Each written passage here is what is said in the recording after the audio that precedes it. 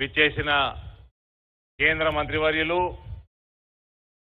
చాలా సీనియర్ నాయకులు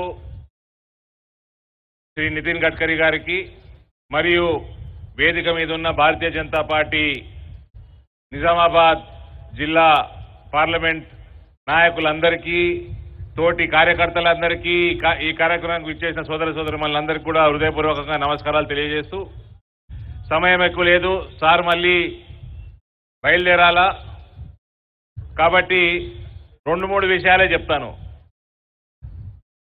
గడ్కరీ గారు నేను చాలా మంది మంత్రులను నేను చూసినాను बचपन से बहुत सारे मंत्रियों को देखा मैंने एक पॉलिटिकल फैमिली से आता हूं पर जब गडकरी जी के पास कोई विषय लेके गए तो 2 मिनट के अंदर कितना भी बड़ा समस्या हो 2 मिनट के अंदर वही एक ही कमरे में रिजॉल्व करके भिजाते हैं। आज तक मैंने कितने बार भी गया एक भी काम अभी तक पेंडिंग नहीं रहा, सिर्फ 2-2.5 मिनट में काम का सॉल्यूशन निकालते हैं और क्लियर करके भिजाते हैं।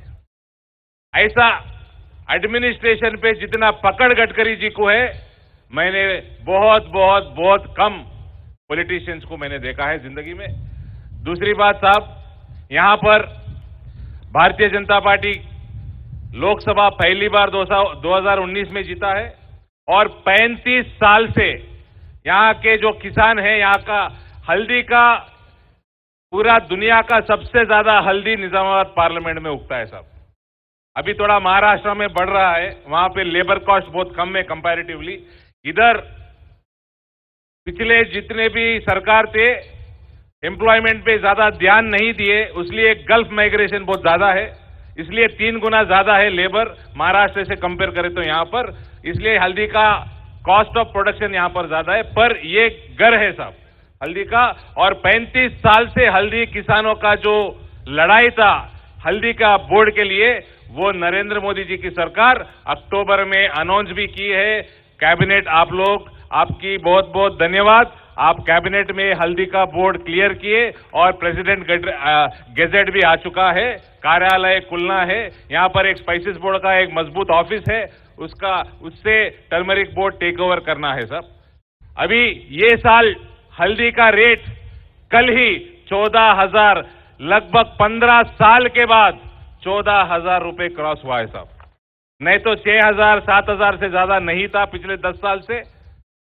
तो हल्दी का किसान आज के दिन बहुत खुश है और आपके नेतृत्व में, मोदी जी की सरकार के नेतृत्व में आगे जाकर 20,000 क्रॉस भी होगा, एक्सपोर्ट बढ़ेगा, ये उनकी आशा भी है सर। अभी यहां पे सबसे बड़ा मसला है साहब,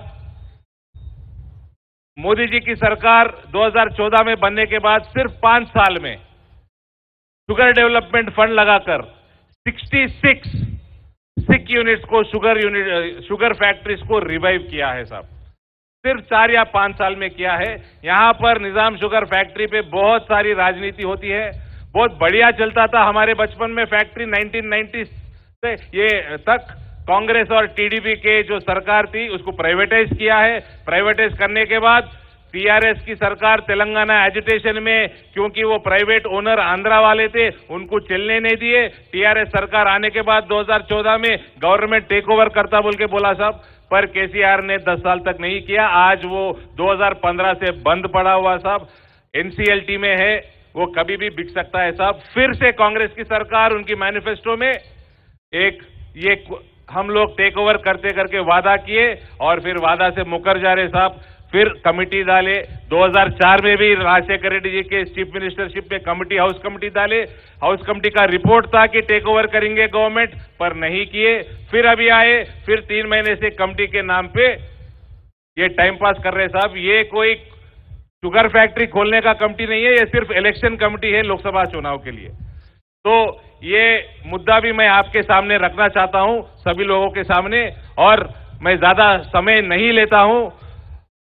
गडकरी जी को अपन सुनेंगे क्या कहने वाले हैं। भारत माता की।